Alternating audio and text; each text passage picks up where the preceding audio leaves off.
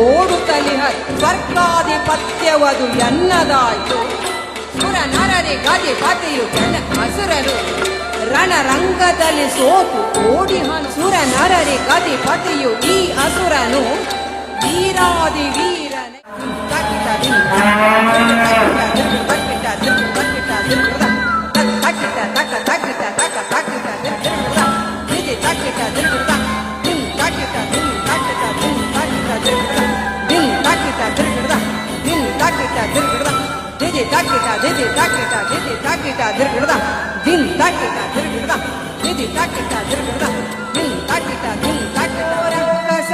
ಸಾಕು ನಿಲ್ಲಿಸೆ ಬಲ್ಲೆನೈ ನಿನ್ನ ಬಲಪರಾಕ್ರಮ ತೋರು ಎನ್ನಲಿ ಗರ್ವದಲ್ಲಿ ಮತ್ತೇರಿ ನುಡಿಯುವ ನಿನ್ನ ನಾಲಿಗೆಯ ಸೀಳಿ ಬಿಡುವೆನು ನೋಡುತ್ತಿರು ನೀ.